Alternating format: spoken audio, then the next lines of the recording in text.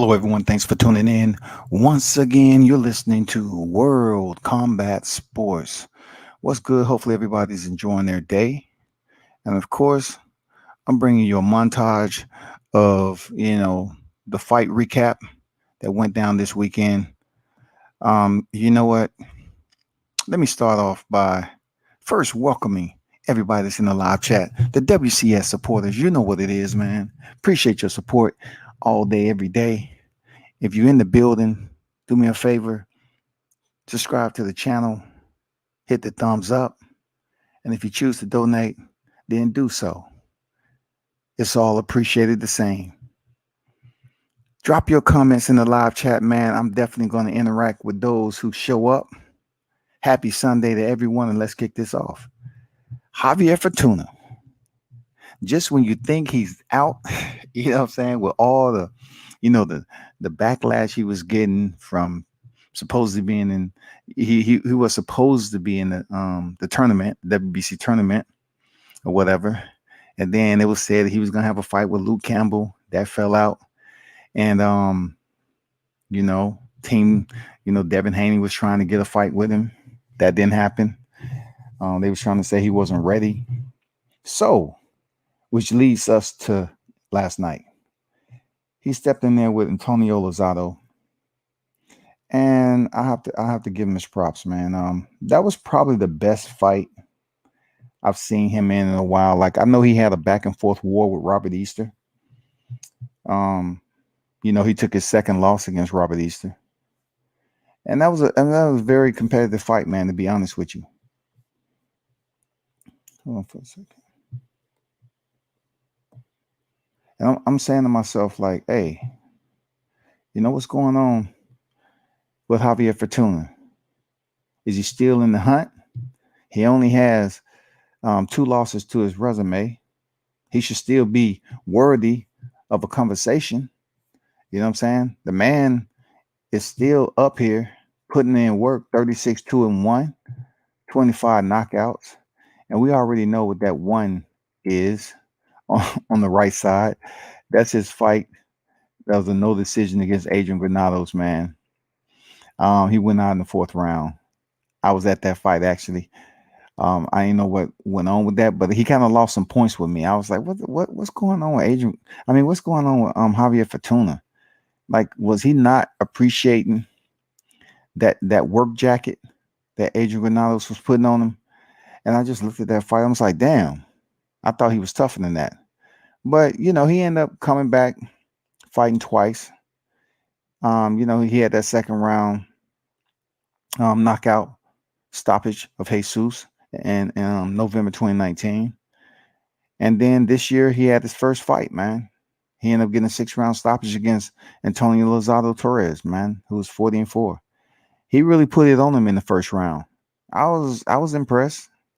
Freaking Javier came to fight. Javier came to fight last night, and he boxed superbly. I like how he was mixing it up, and also, he was putting on a show. He kept it entertaining, and that's exactly what we needed in the lightweight division, man. We needed Javier to come out and be that other wheel to talk about. We have the Teofimo Lopez, Gervonta Davis, Ryan Garcia, Devin Haney. And we still got Lomachenko out there. He's injured, but we got Javier Fortuna in the mix. We got Luke Campbell. You know what I'm saying? That's a number that I like. A little bit more depth to it. You know what I'm saying? So he improved his record with another win. He went in there and put on a show. You know what I'm saying? I'm putting up some picks, some steals of the fight. Just a couple here and there of the one and only Javier Fortuna, Dominican Republic fighter. Got to give him a shout out for going in there and performing. Yes, I appreciate it. You know what I'm saying? He put on a damn show yesterday. Give it up for Javier Fortuna putting his name back in the damn pool in the lightweight division. So you're asking yourself, right? Since he earned this win against Antonio Lozado, What's next? What is next? So the only thing we can do is go off his interview when he was talking about, certain names that's in the lightweight division that he may be interested in. He didn't have too many good words to say about Devin Haney, of course. I think he called the man a coward and so forth, but he was talking about Ryan Garcia and Gervonta Davis. Primarily Davis, who he complimented his boxing, man. He gave Gervonta Davis his praise. So I'm saying to myself, shit, that'd be a good fight. Gervonta Davis, Javier Fortuna, after the way he looked last night, I think that'd be a good fight. I'm definitely gonna start talking up that fight, man. I hope that fight happens. Because I don't, the reason why I'm gonna talk up this fight is because I don't see Gervonta Davis stepping in the ring with any other bigger names is there except Ryan Garcia. Of course, Ryan Garcia, in a lot of ways, even though he don't have the experience of Javier Fortuna, um, you can look at it in a way that Ryan Garcia brings more to the table. Javier Fortuna is proven, you know what I'm saying? He's been stopped one time by Jason Sosa. He's proven though. It would be a pretty good fight, man. It's all about Floyd Mayweather will crack that door open for Javier to get that fight with Gervonta, because it'll be, the biggest fight that Fortuna has stepped in with, period. And plus, it'll be his biggest payday. But then we're dealing with business. We're dealing with the business side of the house when it comes to Mayweather. Gervonta's not making the calls over there. He would step in the ring to fight, but Mayweather ultimately is gassing up in whatever direction he chooses Gervonta Davis to go in his boxing career. And right now, this fight sounds good if Ryan Garcia is not able to, commit and make that decision, at this point in the career. It'll almost be like, the Canelo Alvarez situation and Floyd Mayweather. I mean, that's just a scenario because a lot of people are going to say, well, they don't think Ryan Garcia is going to beat Gervonta Davis, but it's a potential for him to defeat Gervonta Davis. And no way am I comparing Gervonta to Floyd Mayweather. I'm just putting a scenario out there that it'll be a pretty good matchup for this to happen. Is it possible in 2021? Anything in boxing is possible. Sir Ken in the building. What's good? Salute to you. Welcome back for salute and salute to the chat. Smash the like button for sure, man. Y'all smash the like button like Ken said. You know what I'm saying? Smash the like button, people. Give a thumbs up. So we need to see and keep our eye peeled on what we think gonna happen in that scenario with Javier Fortuna, people. That's a big deal. That's a real big deal. I like what I seen yesterday. And forget everything else. Like Ryan Garcia is fighting Luke Campbell. So we got, that's gonna happen. So we're gonna exclude the winner of that. I mean the loser of that. We're gonna exclude that. We're gonna look at some bigger fights in 2021, especially in the lightweight division, that's accessible for Javier Fortuna. And that right there with Gervonta Davis or even Ryan Garcia, they may think to give Javier a chance, man. From my understanding, Haney, he has a pending fight potentially in 2021 against another fighter that should go in there and get the win or whatever. That's facing Mason Menard, Toga and Menard. So that's the rumor mill that's out there. If things change up, Haney Fortuna, yeah, Haney and Fortuna sounds nice. That sounds nice. But Gervonta Davis, Fortuna sounds even better. You know what I'm saying? Because we know Gervonta is gonna go get that entertainment, and then Fortuna bring that same energy he brought last night. That's gonna be a damn good fight. So I'm gonna throw that out there periodically. I really want to see Fortuna and Gervonta Davis, kind of start linking up, getting in the media. Javier Fortuna ain't short for freaking talking shit.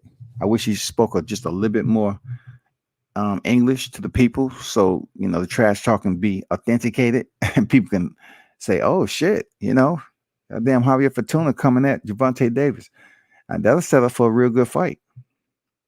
You know, Fortuna Fortuna went in there and shined yesterday, so y'all keep your eye out for that, man. Tone, what's good? Salute to you. Appreciate you stopping in, man. Can't say with Tank being right back in the gym soon after a big fight tells me they may be looking to take on another big fight. We just have to wait and see. Yeah, Gervonta, I'm pretty sure they're gonna try to sustain their weight, sustain that discipline in between rounds. Um, it comes down to like when you are climbing the ladder the way these guys have, Gervonta Davis, Errol Spence, Adrian Broner, stuff like that. Excluding Adrian Broner, because he's stepping back in the ring too, potentially in January. But in that collective group that we've seen, Gervonta Davis and Errol Spence have been known to balloon up in between fights. So hopefully they have had like a meeting of the minds between one another to say, let's take the fight game more serious, man, and really go out here and get this paper and become multi-millionaires, man. I'm talking about when it comes time for them to retire, they don't have to return to the sport. And they have the opportunity to do that, more so Gervonta Davis than Errol Spence. Right now, Errol Spence is somewhat on a fast track because the window's closing. Gervonta Davis, his only dilemma is Gervonta Davis. He has crazy potential. So if they can sustain his weight steady, you know what I'm saying? Keep it nice. Don't balloon up too far outside of his competing weight. It'll be interesting because I think he's going to perform better if you don't have all the distractions. So that's a good point there, Ken. Real good point.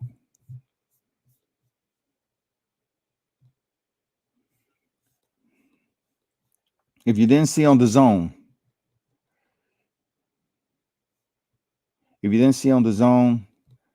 Conor Benn, a lot of hype, from this guy. He is undefeated. He's 17-0, but he's had some criticism in the past. Those are tough. That's a tough shadow to box in. His dad was a WBO middleweight champion, WBC super middleweight champion. They call him a legend because of his fights that he had with individuals. Very tough fights. You know what I'm saying? Eubank Senior, they remember that battle. Then they remember the ultimate battle between Ben and McLean. But for his son, it's a lot that goes into that, trying to live up to the expectations. Not just your father, because sometimes the fathers are not pushing their sons to do that. They just want them to be great in their own right. But it's a big shadow for him because his father had power. His father had respectable power. I mean, legitimate power, punching power. You know what I'm saying? And his son has not been blessed with that. So when he stepped in there with Sebastian Formella, of course, the last opponent was a big deal for Formella. It was Shawn Porter. So of course, we want to come in here and see what the up and coming rising star in Conor Benn over there, what he's going to do in the boxing game. Welterweight. We want to see that shit. And he put on a show. I have to give him his props, man. He put on a damn show. He had in pockets. He was a little bit wild, but as far as cardio wise, as far as putting his punches together, not being predictable, when he chose to stand in the pocket and trade, he did. When he chose to box and sustain his range, he did magnificently. You know what I'm saying? He was sharp. He really had the laser zoned in on Formella, who was a slower fighter. The only time Formella really had success is when Ben stopped moving and chose to be idle. Probably because he was taking a breath. But Formella was able to get in there and land his own shots. But it wasn't consistent enough for him to put away some rounds. Ben made sure that he let his hands go, and he has some speed. Conor Ben has that speed, that flash. He's entertaining to watch. As I said on my live, it would be great if he had just a little bit. Just give me some goddamn. Just give me that pepper. You know how you put pepper on your food, man, and you goddamn sneeze. Just give me a little bit of that sneeze. That's all I need for that power. Just give me just a little bit of daddy's power, man, enough to make me sneeze. That's what I say about freaking Conor, man. Just give us just a little bit of that pepper sauce, goddamn it. This dude would be wicked. He got the flash, he got the movement, letting his hands go, man, digging to the body, jab. He has a lot of his DNA lineage, which was a blessing to him, but he's absent of that power, that equalizer. And he's gonna have to work through it. He's gonna have to work through it as a boxer. Seriously, not every boxer can be blessed with power, but he just has to go in there and show out like he did. For real, Conor Benn is exciting to watch. He improved his record to 17-0. He's an exciting fighter to watch, man. I look forward, of course, to seeing him step back in there. But hold up.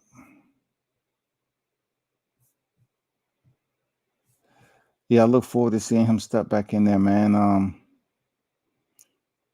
The rumor mill is that they're attempting to try to see if he can face 10-0 undefeated fighter Josh Kelly. With that win yesterday, he was able to win the I believe the WBA Continental title, the WBC. No, it was the WBA Continental title. So that's the picture that you're looking at right now. He did pick up that secondary title, so to speak.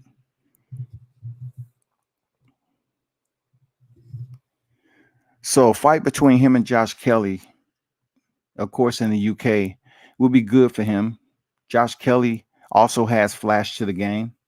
Both of these guys, the rhythm and movement, man, yeah, it's going to be a nice one, man, for real. It's going to be a nice fight. Even though, he's 17-0 and Josh is 10-0, it's going to be a nice fight.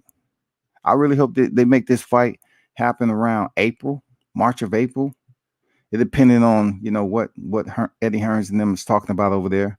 But yeah, I would definitely like to see Josh Kelly and Conor Benn in the ring to make this fight happen. Real talk. That shit's going to be fire.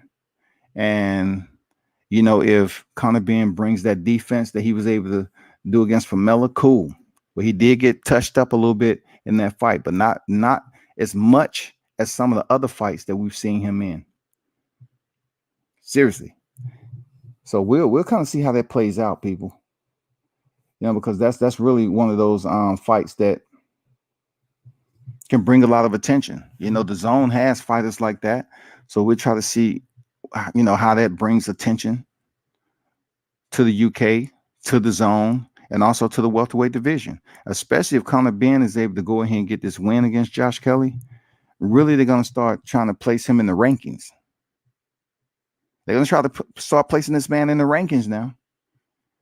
And once he get in the rankings, then we'll be able to really see how his boxing is going to play out in the rankings. We need a show. We need a flasher, showboater. We need somebody. He already have enough ink. Shit, Conor Benn probably have like motherfucking a whole month of ink on his body. You know what I'm saying? That dude is tatted from the neck to the abdomen, sleeve down on both sides. He got the look, you know what I'm saying? To bring the interest. He got the flash, the speed, the bravado, and plus he has the legendary, lineage of his father, which, that's always going to bring him a little bit more shine as long as he's undefeated. Seriously, once he get into the ranking systems, you might see this guy jump the line a little bit. Don't forget, I told you. You might see, Conor Benn jump the line a little bit. It's all about if they have confidence in him to jump the line. They have to have confidence in Conor Benn to jump the line. If he does, he's going to be in for a good fight, good matchups, to be honest. But yeah, man, just because a fighter 17-0 is definitely levels. They allow him to fight for that WBA Continental title. That's one step. So the next step is, if it's Josh Kelly, go in there and perform well, just like you did against Famela, and then see what's next. That is the primary objective for Team Conor Benn. You know what I'm saying? Just imagine his dad at one point in time, right? His dad at one point in time was planning on coming back at 55 years old, bro. His dad. And I was like, no, Nigel, no. Don't do it. He ended up injuring his shoulder in sparring. You know what I'm saying? Like, these people don't understand. Some of these boxers don't understand. Mentally, they start shadow boxing, and they start shadow boxing a little bit more. And they say, "Oh shit, I'm good. I'm good." And then they say, "Hey," they go call a friend up. "Hey, what you doing today? You got a moment for lunch? Okay, cool. Hey, I brought you." He said, "What's going on?" His friend say, "What's going on, Nigel? Why you call this lunch like this? Like, you got something on your mind?" And I was like, "Yeah, I do, man. I've been shadow boxing. You know, I'm up to 5 minutes. I feel pretty good. I feel brand new." Then his friend like, "No, Nigel. I know you ain't going there. I know you ain't going there. Don't do it." "Yeah, I'm thinking about making a comeback." And they say, "Well, check this out. Have you told Conor yet?" "No, I haven't told him. I was gonna try to start getting in shape, first and look the part and see and let him see me working out, and then allow him to ask the question, 'Hey, Dad, what's all this?' Like, I saw the mid man standing outside the gym. Like, why are you trying to get back on the mix? What we got going on now?" "Oh, son, sit down for no, I ain't gotta sit down, Dad. What you got going on?" "I'm thinking about making a comeback, son." And Connor was like, "No, I don't think that's a good idea. You already got one being trying to make it to the top. I don't need you trying to damn fight for a championship right off the rip." He was trying to fight for a championship right off the rip, people. 55 years old. Nigel Benn was trying to come back and prove that he still had it. Luckily, his body, derailed that thought. You know what I'm saying? His body said, "No, you can't do it." So it ain't happening. What's good though? I truly believe that he's proud. He's proud of what Conor's doing so far. He get the opportunity to see his son go in there and compete in the very, very sport that they consider him a legend. Two division champion. He had some tough fights. He did have power. He was tough. You know what I'm saying? Um, let's just see what they're talking about, man. You know what I'm saying? I think this picture tells it all. I think Dad is looking at his son like, "You know what?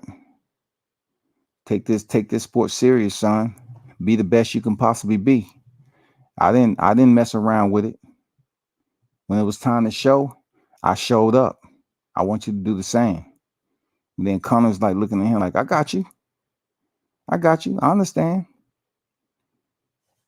I got you. You think I put all this ink on my body with no anesthesia for nothing?" You know what I'm saying? Hey, he giving him that look like, "Hey, man, don't fuck this up. All right. You got the band name. Go in there and represent, because people gonna be coming for your head." Yes, sir.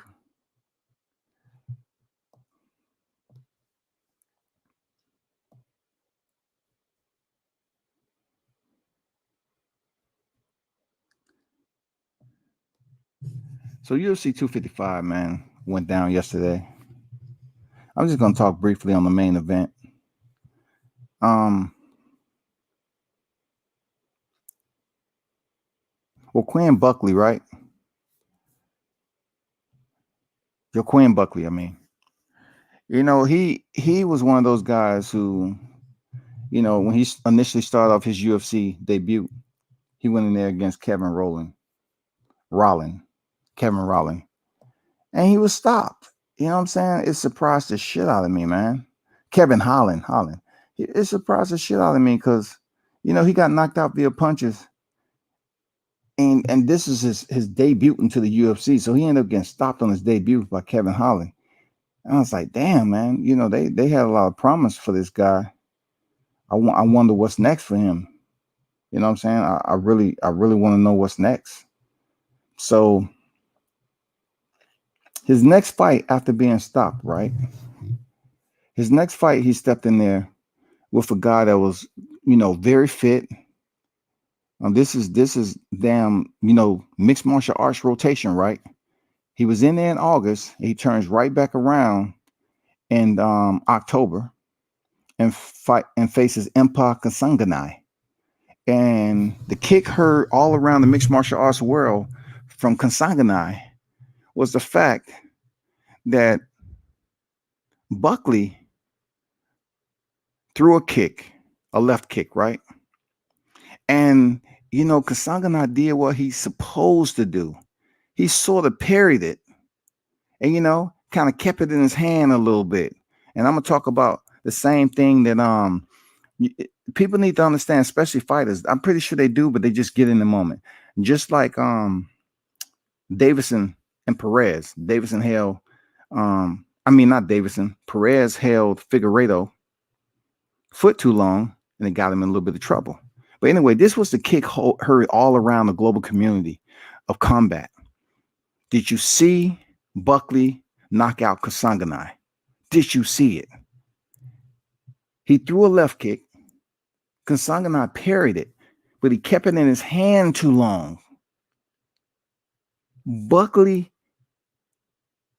spins and kicks him in the face while he's still holding the man's foot. He kicks him with his right. He's holding his left foot, and Buckley spins around and kicks this man in his face. And his body froze up right there. He releases the foot, his body froze up, and he crumbles to the canvas. It was one of the most unbelievable knockouts of 2020. And for Buckley, he said it changed his life because, there's a lot of celebrities who seen the knockout, and he was like, shit, let me hit this dude up, man. That was unfucking believable. That was unbelievable. And what make it more interesting, because Sanganai was 8-0, y'all. This man was undefeated. Going in there against Buckley, who was coming off a loss. This fight was everything Kasanganai was wishing. I say, okay, cool. This guy got 3 losses already. I'm good. I'm undefeated.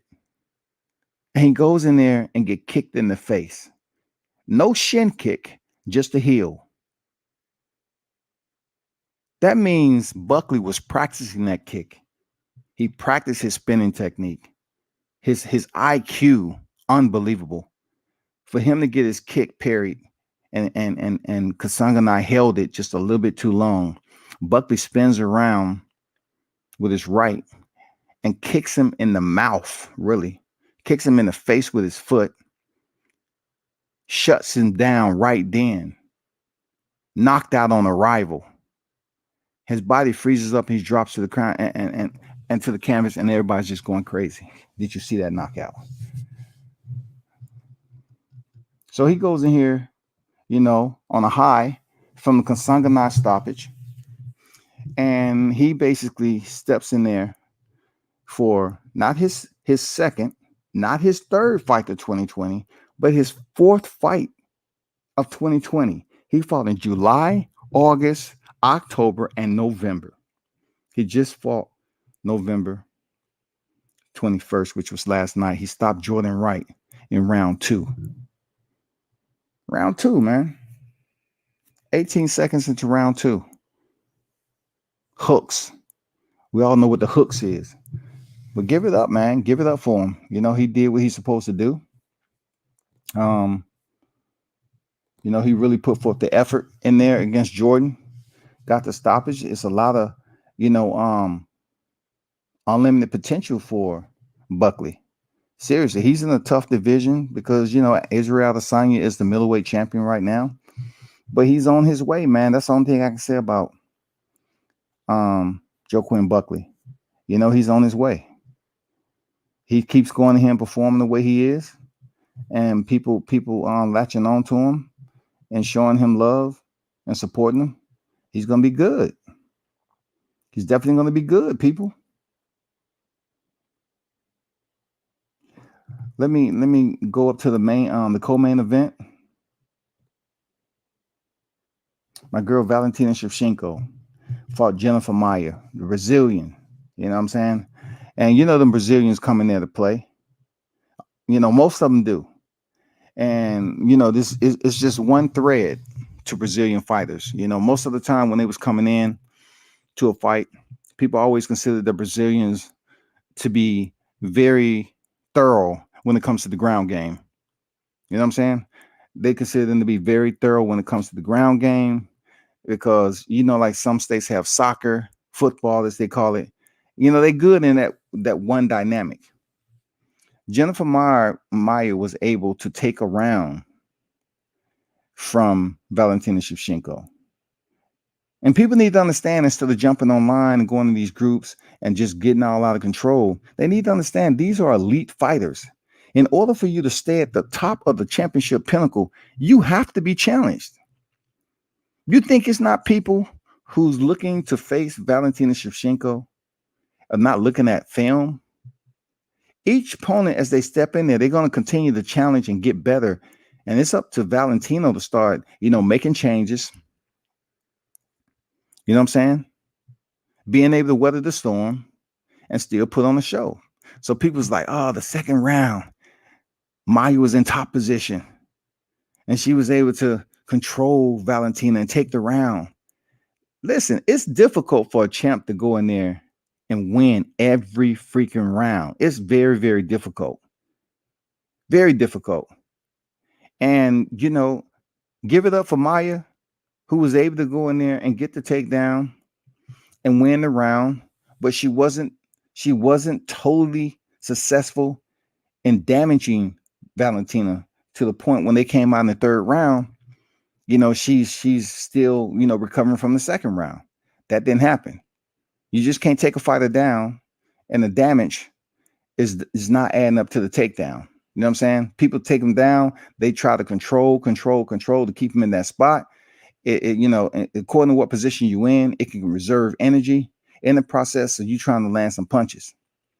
But some fighters work off their back. They know how to restrict, you know what I'm saying, that top punishment, that ground and pound. They know how to shut that down from the bottom position so they won't take that much punishment. So she was able to get the victory, though, because in the third round, she came out in control. She still got in close, went in for the body lock or the clinch, and she was able to get some beautiful takedowns.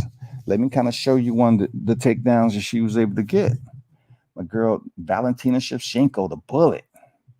Give her respect, shouty.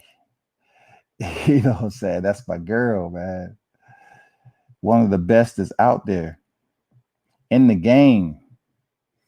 You know what I mean?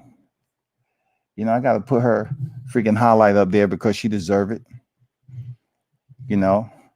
That's one of the throws. I mean, she just showed, man, her inside game. She get them hands on you. Her hips, her core is strong for her to slam Maia like this.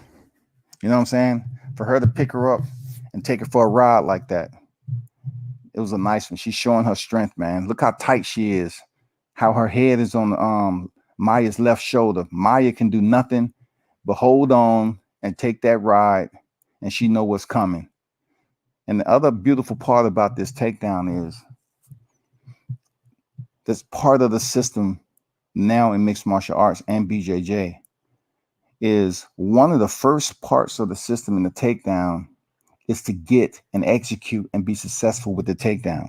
The second part of the system is to avoid the legs at all costs. To avoid the legs. I'm talking about Valentina Shevchenko avoiding the legs of Maya. And you say to yourself, why is this important? Because once you hit the canvas, you want to be in the best position possible to delegate your next part of ground and pound, or guard pass to the point where you want the maximize your position to work for a submission or to land strikes. So right now, Valentin Shevchenko is outside on the left side of Damian Maia. So when they hit the ground, she's already in side control. Valentina is going to rotate her body all the way to the right. And when they land, she's going to maintain that position in side control. So basically what I'm saying is Maya is not going to be able immediately to lock in the full guard or put Valentina Shevchenko in her guard once they hit the canvas. This allows Valentina Shevchenko to put in work. Once she's on there, she's inside control. Now she can go to work.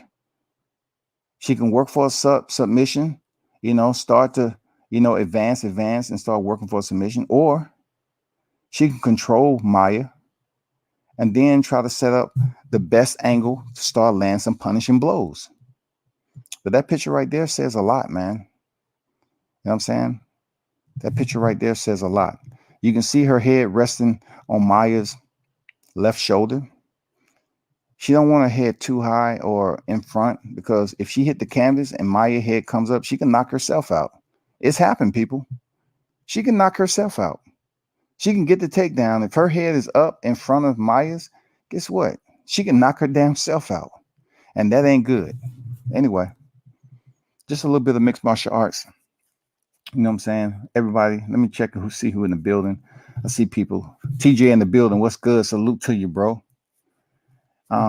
He said, yeah, she nice. Yeah, man, that's my favorite female fighter. It's a close one, because Amanda Nunez, man, she's the truth.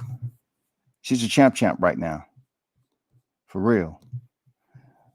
So one of the bigger names that was on the card that was in the main event. Hold on for a second.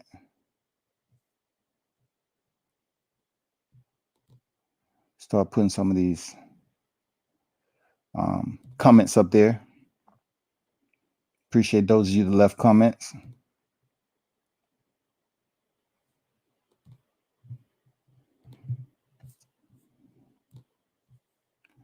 So one of the bigger fights that went down yesterday was, of course, Davis and Figueiredo. Davis and Figueiredo is currently the 125-pound champ.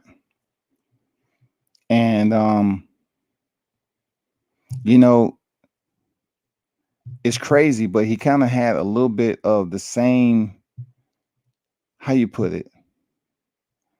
He kind of has some of the same adversity that Henry Cejudo did at one point. Henry Cejudo was known for missing weight. Figueiredo stepped in there for the fight for the vacant title against Joseph Benavidez. Dana White was being very nice, Joseph Benavidez, because he was one of the top fighters who people was like, he should be a champion. He should be a champion. Joseph Benavidez, he stepped up with the big fights and just couldn't pull it out. Somewhat like Uriah Faber. Uriah Faber, he ruled the WEC, but when he crossed over to freaking UFC, he wasn't able to get that strap. I mean, it's just amazing, man. He was the man. But, you step over, and we're talking about Figueiredo. So you step over to the UFC, right? So Figueiredo, the man used to be a sushi chef. The man used to be a chef.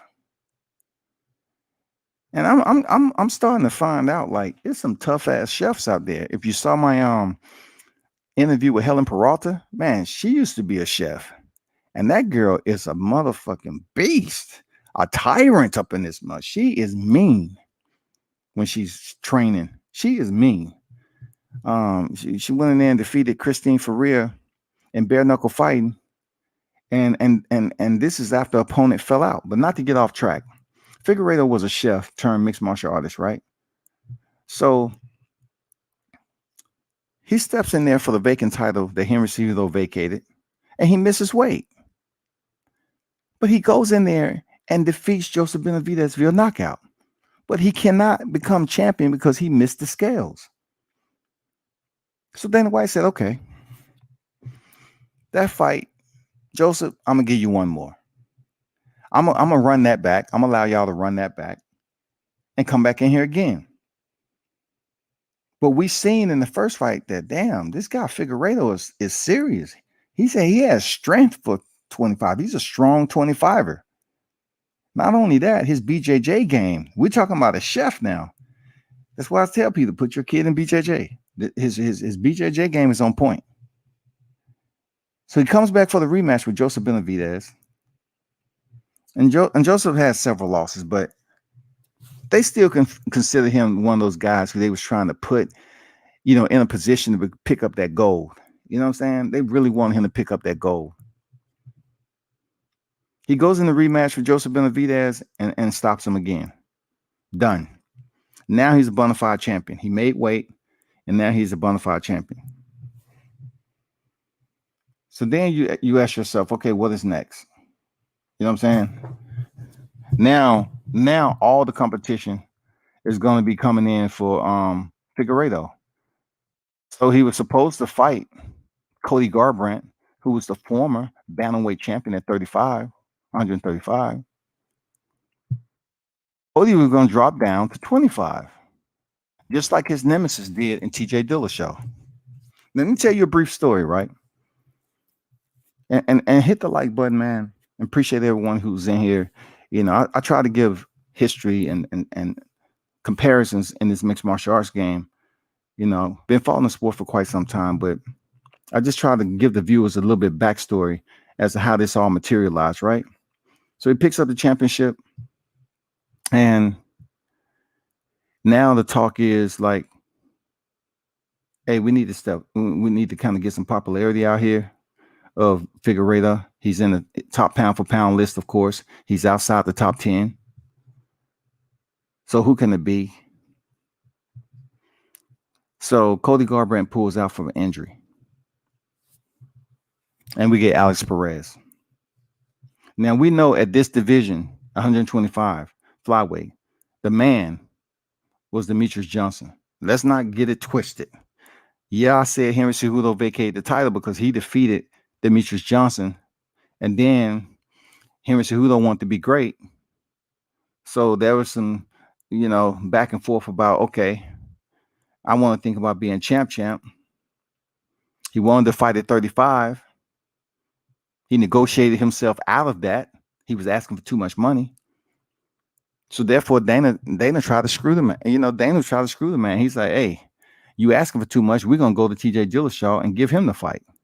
At one point in time, it seems like Dana White was trying to phase out the flyweight division. Done.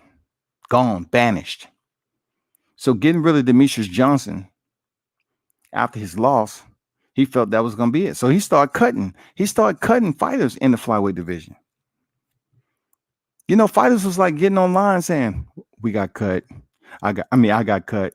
And then no, I got cut. And it seemed like Dana was sticking to his word. Like, damn, we about to damn banish and do away with this division.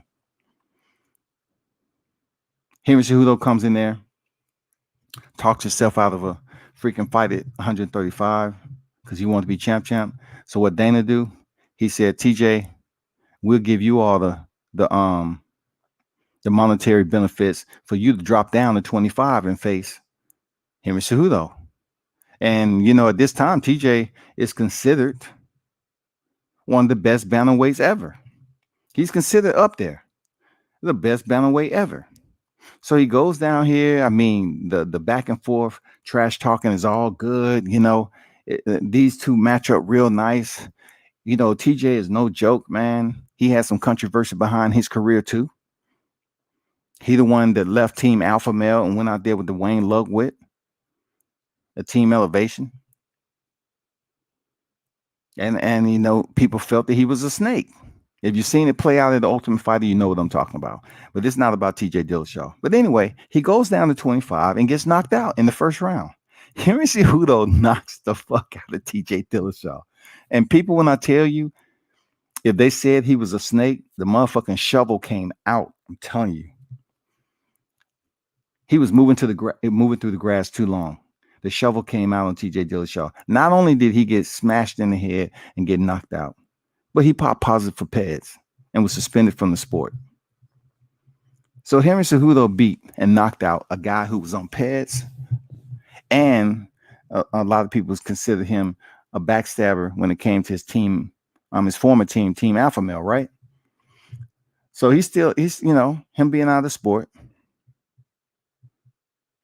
he wasn't able to get the bantamweight title.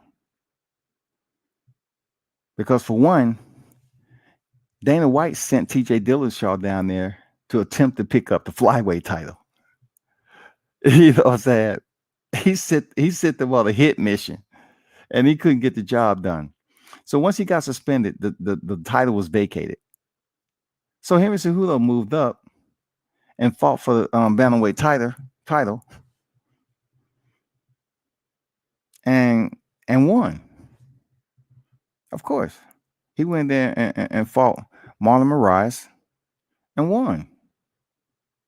So he became champ. He called himself 3C.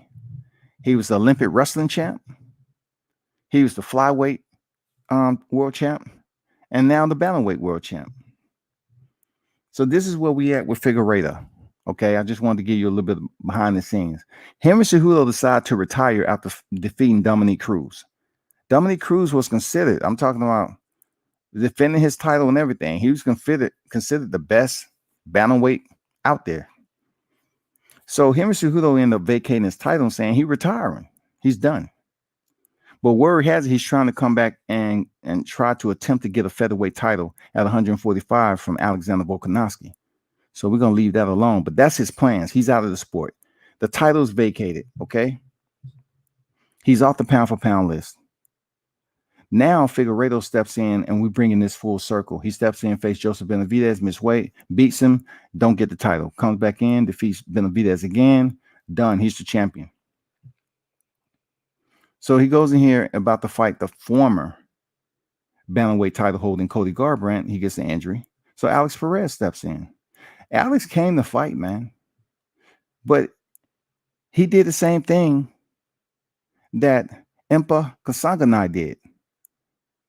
He parried a kick. Right? And caught the kick of Figueiredo.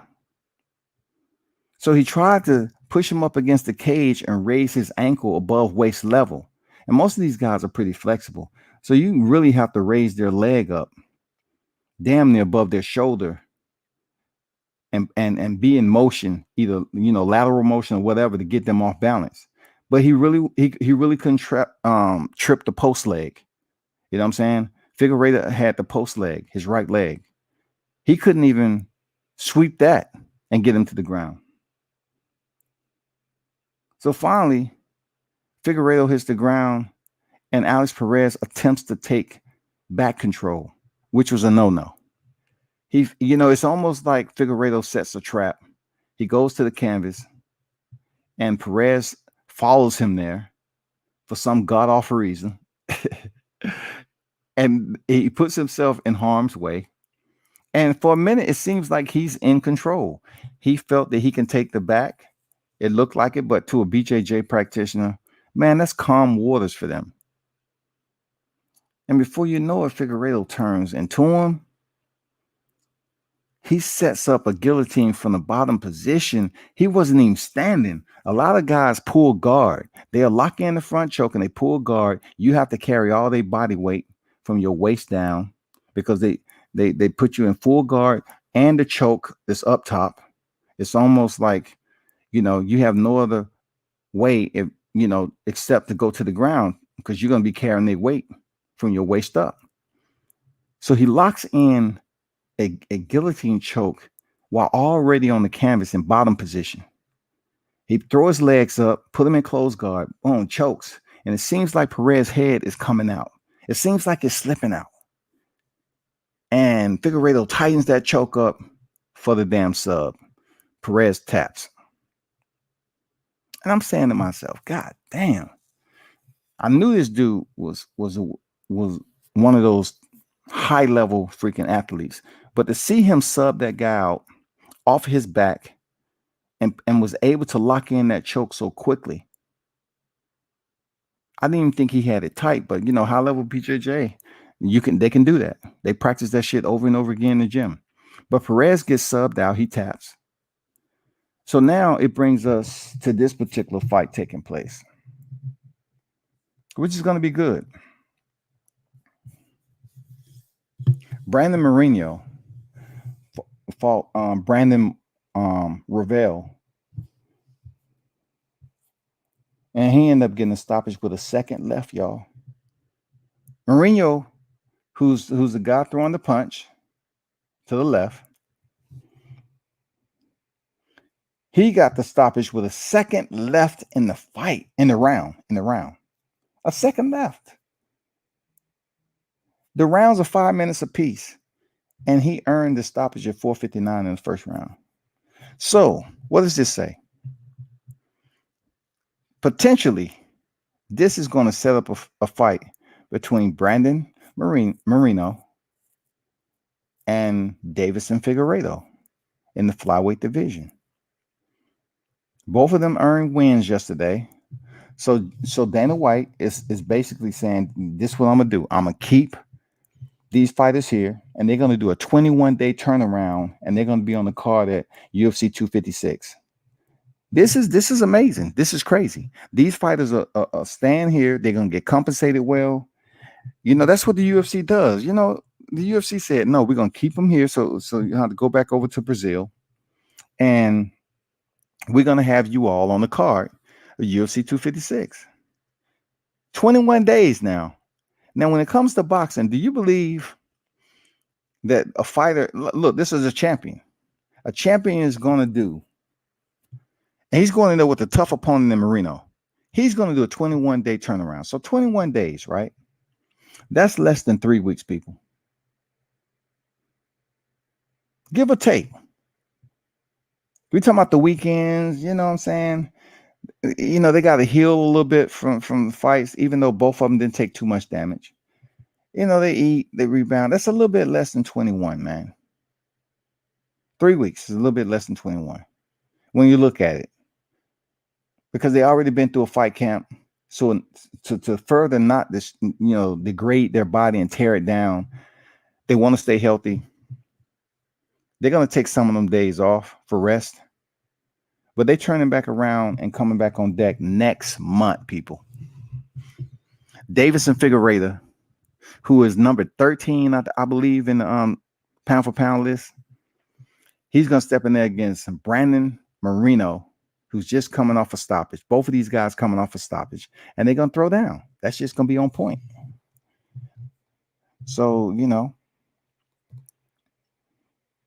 y'all keep your eyes out for that, man. They're doing a quick turnaround. Figueiredo is the champion, and keep your eyes peeled for that. That's going to be a damn good fight for those of you MMA fans. So that's all I have on, and I should mention this too. Valentina Shevchenko's sister, she was able to get a first round stoppage also. They was on the same card. I believe her name is Antonita Shevchenko, if I'm not mistaken.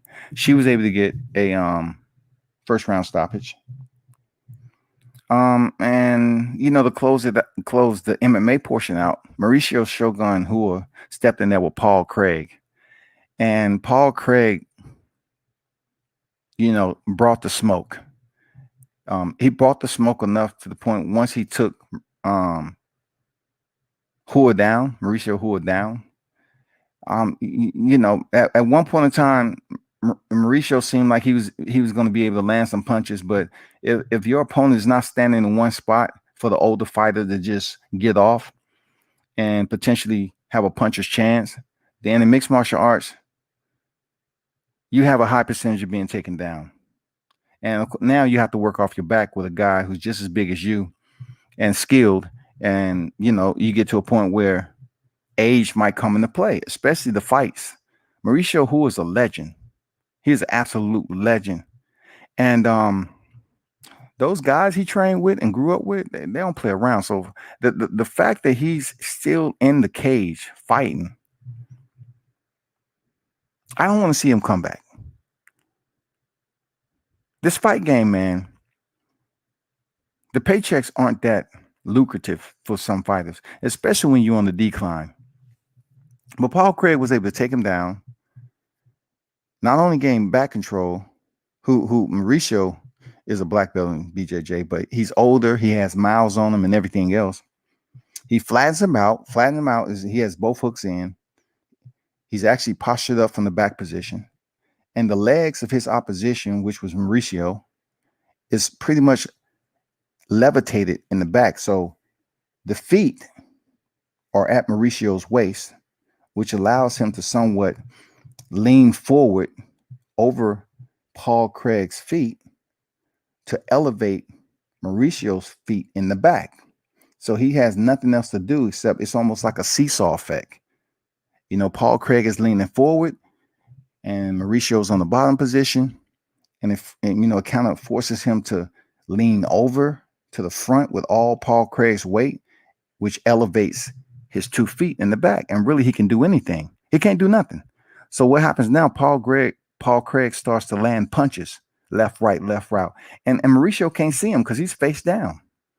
It's a fucked up position to be in when somebody has your back, you're flattened out, your feet is off the canvas, and you have no way to turn left or right. You cannot basically improve your position unless you bring your knees in. Imagine trying to bring your knees to belly and you have someone on your back, the small of your back. You know what I'm saying? So he's popping Mauricio Hua from the back position. Left, right, pop, pop, pop, pop, pop, pop, pop. And Mauricio's using his hand to try to stop the punches. You just can't do it. You can't even see him coming. And the referee stopped the fight. I'm glad because I didn't want to see a fighter who I respect, man, and Hua take that amount of punishment and he can't see the punches coming. You know what I'm saying? He has a family, all that shit. Dana White said after the fight, he hopes that's his last fight. Now, what's funny about that, I'm like, Dana, you always say that about fighters that's old. You know what I'm saying? They'll get beat up and Dana White say, I hope that's his last fight. I hope that's his last fight. You can do something about it. Cut him. Just like you did Anderson Silva. Anderson Silva lost. He got cut. But that's not without bringing him back several times and giving them opportunity. These fighters, man, I know they have big names. And Dana White tried to keep them around as much as possible. Just like Cowboy Cerrone. I'm really hoping Cowboy, after this next fight, he retires. Because he is losing. Just because you have one win out of several losses doesn't mean you're on a winning streak again. He has several losses, man, and I really want to see him retire. But anyway, that's my take on that, man. Mauricio Hua, we love you out here, man. You're a legend. And it's time to hang up the gloves, man. When a guy flattens you out like that, and he should not be on your level, that means you pass your time in the cage to compete with the rising stars, and it's time for you to go. Mitch in the building, what's good, man? Their mom fights too. What's good with you? Yeah, man, them Shashenko sisters. In a way, like you like to see a family of fighters, especially on the level of the Shashenko sisters, right? But then you look at it like, I don't know, man. You look at it like, damn, who are they going to be involved with? Like, who they going to date? The dude has to have some type of combat pugilism, some type of background. Because like I said before, any woman who has a pistol branded on her body and it's on the left-hand side, you know what I'm saying? You have to take in consideration the repercussions of liking somebody's pic on IG. You Valentina, hey, she called you into the room. Say, hey, baby, come here for a second. I just want to ask you a question. You okay? How was training camp? Oh, it's good. It's good. It's good. What you been up to? Oh, nothing much. Everything's been good. Why you ask? I was just going through IG and I saw that you liked um Amanda Nunez picture. I used Amanda Nunez because she's lost to her twice. I'm just being a little facetious, but I saw that you like Amanda Nunez picture. What was that about? Me and her has a rivalry, and I'm still looking forward to going there for a trilogy. So what was that about? What you like her picture for? And you'd be like, hey, baby, it was just, for the good of the sport. You know what I'm saying? Showing good sportsmanship. That's all. Nothing serious. She just had a baby. I was just showing love. Her and her wife had a baby, and I was just showing love, man. She's a 2 division. I know how many divisions she's champ. Listen, you like another one of her pictures, I'm gonna break your motherfucking hand and your career's over. That's Valentina. Valentina's like, shit. Well, you got me fucked up. You got me fucked up. I got a gun on my damn left hip. You think I'm freaking playing with you liking pictures of my enemy, my freaking adversary in combat sports? Don't do it again. And if you think I'm joking, me and my sister might catch you slipping. You know what I'm saying? Take that in consideration. But anyway, no, she's a good person, man. She's a good person. Her and Thug Rose Namajunas. Man, that's another one of my favorite fighters, Thug Rose Namajunas, man. I want to see her come back up to the top and get her just due respect. I want to see that go down. I'm curious to see if she can step in there with Wally Zhang, who is currently the strawweight champion, the first Chinese champion. I want to see if Thug Rose has what it takes to step in there with Wally Zhang and get her belt back. Because the process is that Thug Rose Namajunas was defeated by Jessica Andrade. All right. She dumped her on the head only because Thug Rose held on to the body lock too long. Jessica Andrade goes in there against Wally Zhang as the champion, and she gets stopped in the first round because she has this freaking Tyson-esque type of style where she just want to throw power for power. So she loses her title. You know what I'm saying? So they have a rematch between Thug Rose Namajunas and Jessica Andrade. And Thug Rose get her win. So now it's at a point, what's next for Wally Zhang, the champion? Does Thug Rose get that shot? That's the question I have. But yeah, that's the boxing MMA post fight recap, man. The zone card was fire. I like Alan Babbage going in there stopping Tom Little. They was throwing some motherfucking TNT up in that motherfucker, dog. So now it's curious to know what they're gonna put him, who they're gonna put him in there with next. Will it be Filip Hrgovic? I don't know. I know some people saying that potentially he may get exposed if he goes in there with a better boxer like Hrgovic. And that's true. I agree. He may indeed get exposed, being that he has power. You know what I'm saying? He's shown that he has pretty decent cardio as a heavyweight. I mean, he was letting his hands go. The volume was turned all the way up on his punch output. And he seemed to have pretty decent cardio, bro. What's going on, Alexander? What's good? What's good? Cowboy definitely needs to hang it up. He's getting more money than ever right now, though. He has endorsements too. Yeah. With those endorsements, though, Cowboy needs to hang it up because his brain is his physical endorsement. Without that brain, you're not going to enjoy any type of monetary endorsements if you start to come down with shit. Pugilistica is real. Cowboy Cerrone may be considered a wild boy, but he's taken a lot of punishment over his career. He's never been champion in the UFC. And he's basically, I guess, at peace and understanding he'll never be UFC champ. I love Thug Rose, Joanna and J Chick. Yeah, man, I like both of those. But I like Thug Rose far better than I like Joanna. The reason being is not, you can't say it's a black and white thing. First and foremost, you know what I'm saying? You can't say it's a sexy thing, you know what I'm saying? Even though Joanna's been growing on me lately, so but I heard her and Jorge Masvidal was actually in a relationship. But anyway, Thug Rose Namajunas, in my opinion, one of the best moments of her career was when the first time she fought Joanna. Joanna was such a mean spirited individual. She was getting personal with Rose. She was talking about her mental shit, her family, that she ain't built for this sport. She's fucked up in the head. I mean, she was really getting personal with Rose because Rose has documented the mental illness that goes in her family, people. She's documented this shit. So when she went in there the first time against Joanna and Jacek, and Jacek was just so disrespectful. She was getting deep.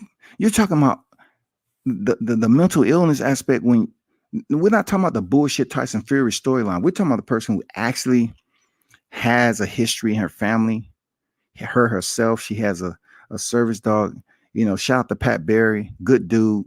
He's the perfect person with a personality to be around Thug Rose.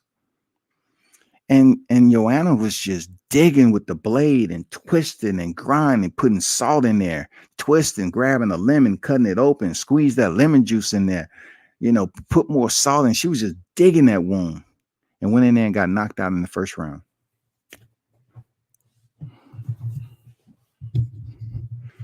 Knocked out in the first round, people.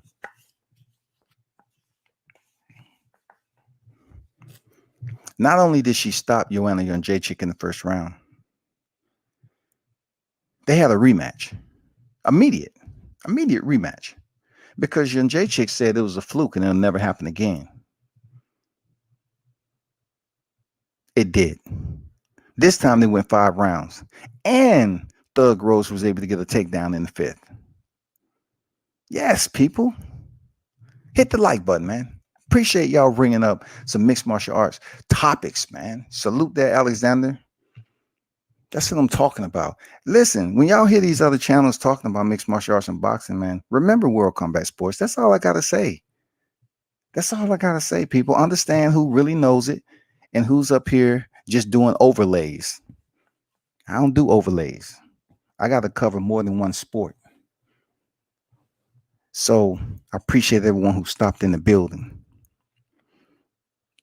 But Joanna Jędrzejczyk's life was interrupted and changed by force by Thug Rose Namajunas. Believe that. It was changed, y'all. Her life was changed. Joanna has been one of the nicest fighters after that damn Thug Rose meeting where Joanna was on the brink of tying. She was on the brink. People will not tell you she was on the brink of Ronda Rousey's record. She was on the brink of title defenses. When I say on the brink, I'm talking about up close. You remember that pepper smell I was telling you about? She was so close to the pepper, so close to the success that she can sneeze and say, okay, I'm that close to it. I'm that close. Thug Rose shut that shit down. Joanna has not been able to pick up another title since. She's competed for a title shot at strawweight, and she's competed for a title shot at flyweight. But hey, she seems to be in good spirit. I mean, she's been taking some nice Instagram pictures. You know what I'm saying? I mean, she has one of these genuine looking smiles. I think Thug Rose changed her life, man, because to get knocked out in the first round from talking all the shit you was talking, and then turn around and lose a 5-round decision and get taken down in the 5th round, it humbled her, I believe. I don't care what she says, but she started bringing a kid in the ring. She wanted to now cater to the kids like Cody Garbrandt does. But Cody's for real. Cody's been with that kid for a while. He's been helping him out, stuff like that. I think the kid had cancer. But Joanna, she did the same thing. She brought a kid in the cage, and she tried to give a softer side to her life as a person. I know she received a lot of backlash from the way she was doing Thug Rose, mentioned her mental illness and shit. But she paid the price, bro. She did. I thought Joanna beat Shane. That speed knot was crazy though. Nah, man. That hematoma that you seen on her head. I mean, look, if you're talking about fights, FOTYs, if you're talking about a fight that if you want to tune in, because some people, they hear women's mixed martial arts and they say, I don't want to look at that shit. But y'all, check out the fight between Joanna Jacek and Wally Zhang. That's one of the best female fights that you'll run into. I mean, I always go back to Thug Rose. That was one rounder. We're talking about 5 rounds where Joanna's forehead began to swell into a freaking massive hematoma. I mean, it wasn't as bad as Hassan Rothman, okay, when he was fighting Evander Holyfield. It wasn't as bad, dog. It wasn't like you were sitting outside the cage and you're like, I just want to put a pin in it, but I just want to stick a pin in it. It looks like I can just put that. You just wanted to do something like, damn, that motherfucker look like a bubble beneath the skin. But Joanna's head looked like it was a helmet. It looked like it was a helmet, people. And we had never seen Joanna's head look like that. That's because the style of fighter she is. She is a former Muay Thai specialist, and she liked to stand and bang. You know what I'm saying? She liked to stand and trade. And when you stand on center, close enough for somebody to try to catch and shoot or try to return as quickly as possible, you're going to eat some shots sometime to return your own. And Joanna is known to stand on center a lot. She moves, but when she stands and trade a lot and she believes she's having success with her kicks and punches, she will stay there overextended. You know what I'm saying? So look at that shot. Look at the way she looked off that fight with Wally Zhang. That shit was crazy.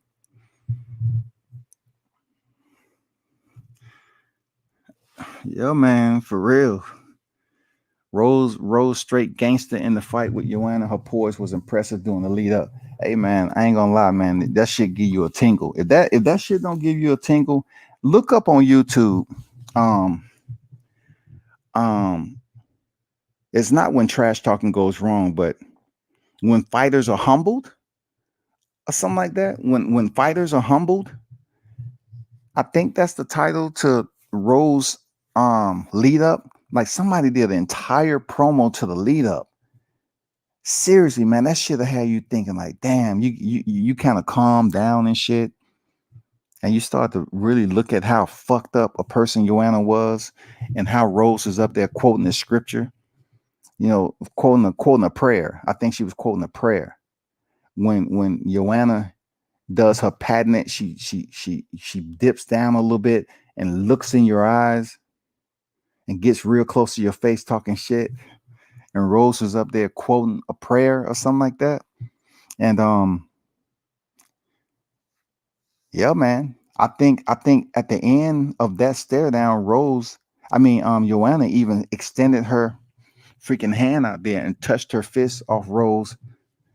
She was disrespectful, bro. You know what I'm saying? She was unrecognizable after that. Um, Too many cockologists, man. Them cockologists, man. Y'all be aware of the cockologists, man. Be aware of that. You know what I'm saying? It's just like a credit card I compare it to. You have a gold credit card, and then the platinum credit card is the coccologist. The gold card is the dick riders, and the coccologist is freaking platinum. Even a black card, because they don't know when to stop. They just do it all the time. For real. She looked like an alien versus predator. She did, man. She did. She looked crazy. And she's still a tough fighter in my opinion. Would she be able to pick up another belt? I don't know, man, because I'm looking at it like this. She's contending in the strawweight division. Wally Jane is tough. That was her toughest fight.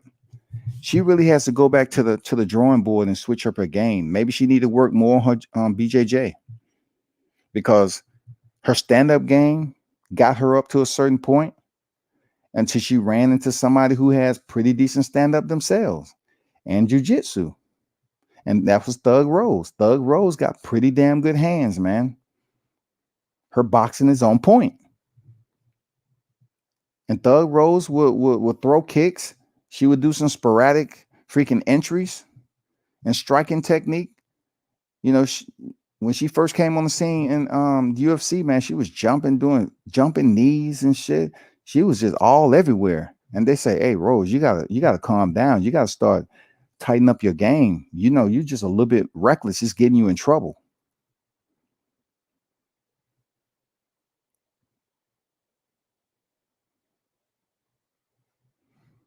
But she's still a primary player, man. A part of me saying she might be able to capture the championship a second time. I think, in that fight too, Mitch, I kind of thought for a second, I thought Joanna might have won that fight. I thought, man, I thought, I said, I think she won that shit. But then again, it's all about what judges. And once again, this is the tip. Remember, them UFC judges, man, they're not like all mixed martial arts judges. These are boxing judges who are grading who is stepping in to judge mixed martial arts. So they don't really, some of these cats don't know how to break that shit down. A lot of these cats are mixed martial artists, judging mixed martial arts, but they're truly boxing judges, grading the art of mixed martial arts. Absolutely.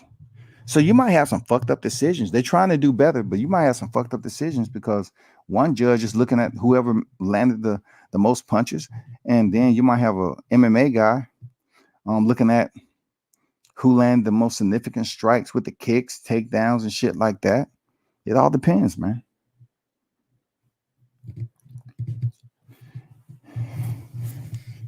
Yeah, but keep your eye peeled. That's all I got on mixed martial arts. Just keep your eyes tuned in. Some good fights coming up. The matchmakers are always at work. And remember, this week, you already know what it is, people. What we got? This is fight week. You know what I mean? This is fight week, people. We had the one and only Roy Jones Jr. and Mike Tyson, two legends of boxing, stepping in the square for a quote unquote exhibition bout. One of the commentators will be UFC middleweight world champion Israel Adesanya. He will be ringside commentating on the fight. So remember, I told you that. And just to touch on it briefly, man, it's going down this weekend. PPV $49.99. It's the 28th, which is Saturday. And you have basically 3 fights on the undercard. Badu Jack is one of those guys who's facing the guy that he should be able to beat. Badu Jack told him, there's levels to boxing. So I expect Badu Jack to go in there and get that victory. And then, of course, you have Nate Robinson going in there against Jake Paul, the younger brother of Logan Paul. So, of course, Nate Robinson, like I said before, one of the premier elites when it comes to athletics and basketball. Him being his height, being able to dunk, being able to be gifted like that, to be that short, but fly. He can fly higher than me. I can tell you that. And I'm way taller than him. But he's going in there to box this time. He's going in there to box Jake Paul. Another YouTube fight. The YouTubers, Jake Paul, Logan Paul, stay winning. So he's going to go in there and face Nate Robinson. And not only that, they're being blessed in the company of Roy Jones Jr. and Mike Tyson, bro. At the same time, like, You got to understand they probably already headed up to Cali, first of all. And go from YouTube now to fight on the exhibition bout, the first of its kind in Mike Tyson and Roy Jones Jr. Unbelievable.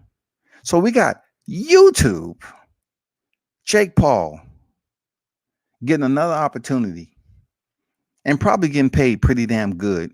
And this is going to be on the Triller app, stepping in there with one of the elite athletes in basketball, Nate Robinson. D Hodges, what's good? What's good? Respect to Famela for saying F that O and coming to the States and fighting. Hey,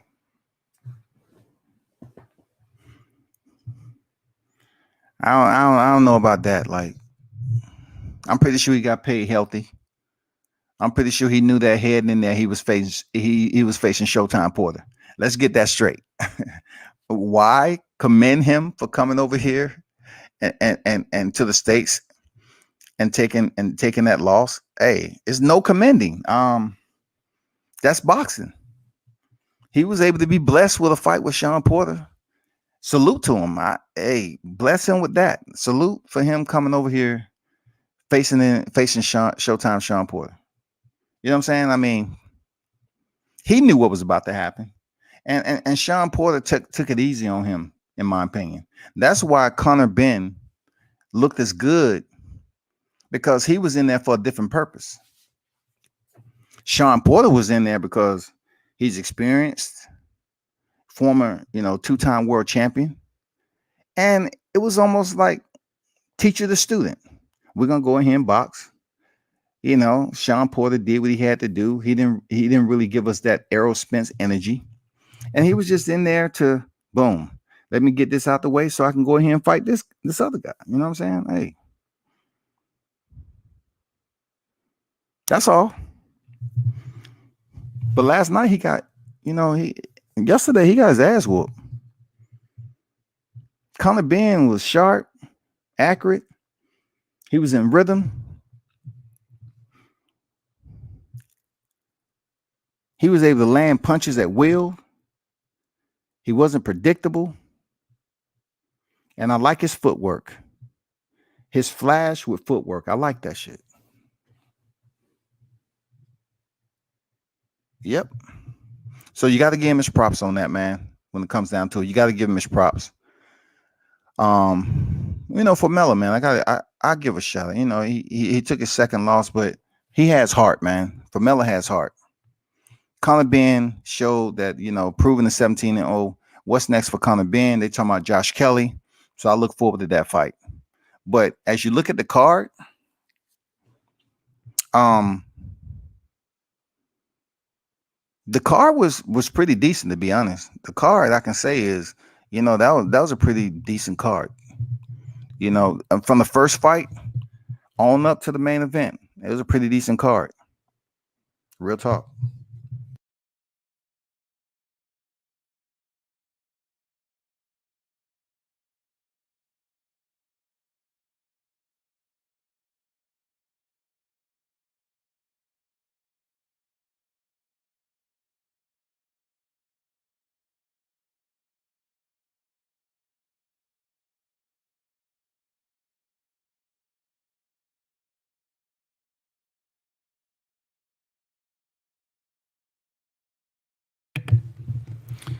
Rap star in the building. What's good? That logo looking nice. That rap star for real. Remember, Formella was a champ. Yeah, he's the IBO champ. He was a former IBO champ, for sure. Yeah, he was a former IBO champ. I mean, I'm not taking anything away from Formella. He came over there to fight Shawn Porter. Come on. Are we talking about belts? IBF, WBC, vice IBO? I mean, there's separation there, but I understand where you're going. But Formella, you know what I'm saying? Formella did what Formella had to do. I just think he didn't do enough to come in there and make a statement. Like he went the distance with Shawn Porter because Shawn Porter allowed it to happen. And, Shawn Porter wasn't over there to freaking ruin that guy's life. If Shawn Porter, look, imagine this. You saw what Conor Benn was able to do to Famela. So imagine if imagine Shawn Porter would have came in there with the amplifiers dropping the bass like he did with Errol Spence. You think Famela would have survived that fight if Shawn Porter came in there with a purpose to make a statement? No, Shawn Porter's a nice dude. So he came in there, he boxed him, moved around, as they call it. He moved around with Famela. And he went and earned a decision easily. He wasn't in there to ruin the guy's life. Seriously. Now, if you would have told me Terrence Crawford would have went in there um, and fought Famela, to be honest, I don't think he would have went the distance. Like Shawn Porter, I don't say he plays with his food, but he can be nice. He can fight to the level of his competition. He knows what he's capable of. So he'll fight to the level of his competition and then, earn a damn decision and go on about his business. But if you would have put Terrence Crawford in there with Famela, he would have stopped him. There's no ifs, ands, or buts. There's no compunction, no doubt about it. He would have stopped Famela. Conor Benn was able to touch Famela up seriously with the pace he was on. But he just don't have the power. He don't have dad's power. And that's the problem. So now, he doesn't have the power just like Devin Haney. Devin Haney don't have power, so they're gonna have to be boxers. They're gonna have to box. They're gonna have to be quick. They're gonna have to keep their damn weight at a certain and work on speed, technique. That's just what it is. Seriously, no cap. Logan Paul trying to get a Mayweather fight. Yeah, I heard about that. And see, I even put that out on the live, man. I was like, hey, Mayweather trying to get a Logan Paul fight. And people's like, no, he ain't. Why would he try to fight? Because Mayweather does what Mayweather wants. That's what he do. And he just put out that he's trying to have a fight in Japan. So I'm not sure who or what he's fighting over there. Will he take Logan Paul over to Japan? Because over in Japan, you get that good money. You get that good money, bro. So Floyd Mayweather's about to go over there and do something again and pick up another bag. You know what I'm saying? Probably drop it off in a bank over there in Japan and don't bring it back to the States. You know what I'm saying? You know what I'm saying? I mean, that's what he do. Floyd Mayweather's gonna do. He's gonna execute another game plan. He say he's headed over to I guess the Tokyo Dome or something like that. He's gonna have a fight over there across the water in the Far East. And I'm curious to know who that's gonna be against.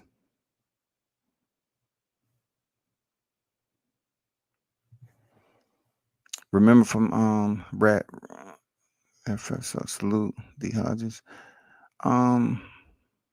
Yeah, just stay tuned for Floyd Mayweather, man. He got some shit popping in Japan. So just stay tuned for that. Just keep that on your radar because he definitely will be trying to make some news again. I'm surprised he didn't try to freaking interrupt Mike Tyson and Roy Jones Jr. fight and say, hey, I'm fighting next week. You know what I'm saying? I'm fighting on Thursday. Because Floyd Mayweather in Vegas, he throws fight cards on Thursday. You know what I'm saying? So just keep your eyes peeled. He said he has something coming up.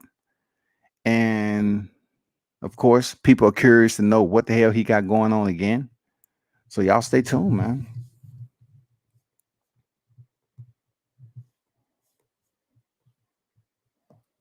Everybody who pulled up, salute to you once again. Turn up and tune in to World Combat Sports.